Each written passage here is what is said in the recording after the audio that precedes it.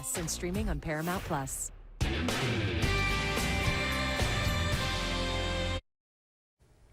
Coming up, we ask why there is a sudden spike in COVID-19 cases in the Big Sandy region. Dedicated to Eastern and Southern Kentucky, this is WYMT Mountain News at 11. Good evening, I'm Steve Hensley. Pike County has seen a recent spike in COVID-19 cases and is back in the red zone. WYMT's Jordan Mullins has more from health officials about the cause of this recent spike and how to protect yourself and others from the virus. In recent weeks, COVID-19 cases have been increasing once again in Pike County. What we've seen is 101 new cases reported. We currently have 141 active cases, putting the county back in the red. But Riley says there is an explanation. This last week we went from yellow to orange or red, and so our recommendations changed slightly. Mostly that is contributed in all likelihood to an outbreak in a local skilled nursing facility. Even with recent cases being confined to a congregational setting, the CDC still suggests taking the necessary precautions, including being up to date on COVID-19 vaccines. Wear your mask when you're indoors. Get your booster, folks. Get your booster. And if you've been exposed and developed symptoms or you have COVID-19 symptoms, get a test. And if you have questions, to call a trusted doctor. Call your local health department and speak to the source or call your provider and talk to them about whether you're eligible. And you can go to cdc.gov and it's fairly clear-cut information there for the public. To keep yourself and others healthy. In Pike County, Jordan Mullins, WYMT Mountain News. Riley says you can receive a walk-in vaccine at the Pike County Health Department Monday through Friday from 9 a.m. to 11 a.m. or from 1 p.m. till 3 p.m. You can also call the Pike County Health Department at 606-509-5500 with any questions or to schedule an appointment. The number of confirmed or probable cases of monkeypox has increased to 31 in the United States. The Centers for Disease Control and Prevention reports that those cases are in 12 states and Washington, D.C. As those numbers grow, health officials worry there could be community spread of the disease. That means infected people could give it to others in the U.S. To battle that, testing and vaccination is ramping up. More than 120 tests have been performed and about 1,200 doses of the vaccine have been offered to people most at risk of contracting the disease. The 2-dose vaccine is the same one as used to prevent smallpox. More than 600 cases of monkeypox have now been identified in 26 countries.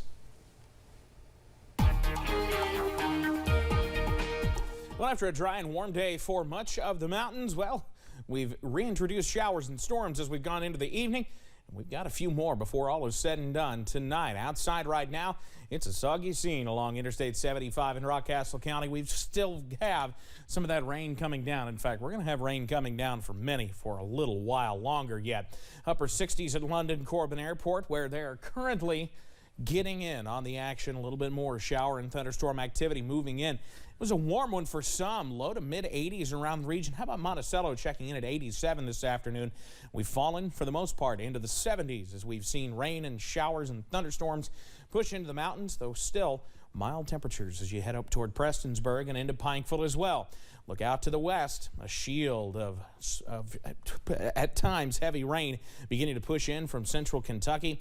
That's what's going to be with us as we head through the nighttime hours. So pretty good sleeping weather on the way as we head into tonight. Mid-60s, scattered showers and storms as we run through the remainder of the night. I'll have the very latest on when those storms and showers move out coming up in just a few minutes. Steve? All right, Evan, thank you. This past weekend, Walters GM Auto Mall and McCoy Motorsports were both reportedly vandalized. On the Walters GM Facebook page, a post with pictures of the man who reportedly vandalized the property asked people in the area to contact the business with any information. Mike McCoy also shared images and videos from McCoy Motorsports where he said 2 people might have been responsible for vandalism on Saturday night. If you recognize anyone, you're asked to contact police. Kentucky State Police arrested a Harlan County man on several charges, including drug trafficking and a DUI. On Saturday, troopers stopped 39-year-old Lawrence Lucas in the Bledsoe community. Troopers say they saw a bag of what they thought was marijuana. After a search of the car, troopers say they found marijuana, other illegal drugs, and more than $14,000 in cash. Kentucky now has a commission to decide how to spend millions of dollars in opioid settlement money. Attorney General Daniel Cameron introduced members of the new commission today. It is made up of lawmakers, cabinet members, and others who say they've seen the addiction crisis firsthand. They will figure out how to spend more than $240 million. The CDC reports that Kentucky had a more than 13.5% increase in overdose deaths last year, a total of nearly 2,400. Officials say this is a good step in undoing the damage caused by opioid companies. Held opioid companies accountable for their role in exacerbating this crisis.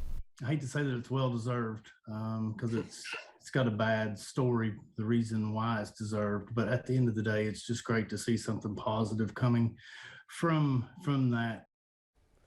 Half of the total settlement of $483 million is going directly to Kentucky counties, and the commission will decide how to spend the other half. A new Kentucky Blood Center opened in Corbin this morning. The center welcomed its first donor today, along with 14 other patients scheduled to follow. After a shortage of blood donations throughout the pandemic, the center is welcoming new donors with open arms. We fluctuate pretty routinely for the last 2 years between urgent and critical need. Those things can happen really quickly. You can go from an urgent to a critical need in a half a day. The Kentucky Blood Center supplies 70 hospitals around the state, so centers like these are a necessity. The center is open Monday through Saturday. Also happening in Corbin this week is the 7th annual Burger Week. All week long is a chance for locals and visitors alike to sample some of the best unique burgers as part of a citywide celebration.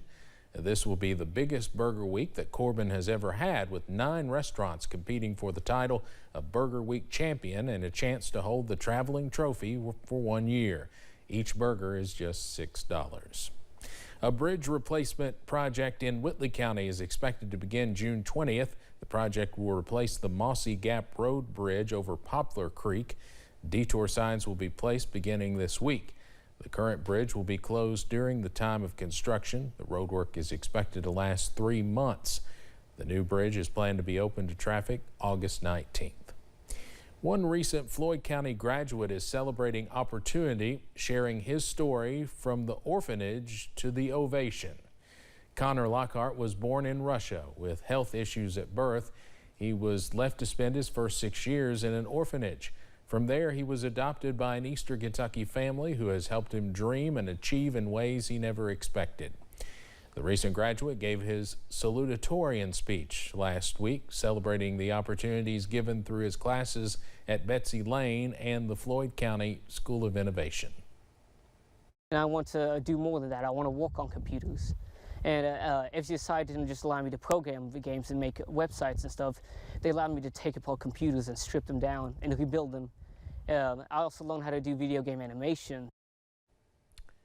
That experience has fueled a passion for Connor as he plans to pursue a degree in computer IT. He says his family choosing to adopt him is the only reason he's able to follow his dreams, and he encourages others to do the same. June 6, 1944 marks a day very few can remember firsthand, but one we should never forget. Historians say approximately 4,000 Allied troops lost their lives during D-Day in World War II, the largest seaborne invasion in history. Although there are few remaining D-Day veterans, the Paul E. Patton Eastern Kentucky Veterans Center in Hazard houses several vets who know people that were part of that historic day. You know, you can read about it, you can see documentaries on TV, but it's very different hearing it from someone that was there, that experienced what went on, and then it gives it more of a, you know that it was your people and it was at home and it feels more real to you. The Eastern Kentucky Veterans Center is home to one World War II veteran in particular, 105-year-old Oakley Hacker. who was not part of the invasion of Normandy, France, but had a brother who died in the time leading up to it. A worker shortage is forcing some summer camps to either slim down their programming or cancel completely. And those still open for the summer season say they are feeling the impact of inflation and soaring demand. Camp IHC in Pennsylvania is one of the camps still operating this season, but camp director Lauren Rutkowski says they've had to raise wages and hire international staff to have enough counselors. We have seen the cost of staffing go up 30 to 50%. So that's really tricky when in 2020 most of us did not open at all. Meanwhile, in Georgia, Camp Toccoa announced the cancellation of its overnight camp due to difficulty in securing the necessary staff. And in Michigan, Traverse City canceled its summer day camp program, saying it couldn't hire enough workers to meet state regulations requiring a 10-to-1 students to counselor ratio. Coming up on Mountain News at 11, an interview with Homeland Security Secretary Alejandro Mayorkas on the various threats America is facing right now. Plus, we got plenty of chances for wet weather the next few days. I've got the latest on when we could see some more heavy rain coming up. Do you know the signs of stroke? It's Be Fast. Balance, eyes, face, arms,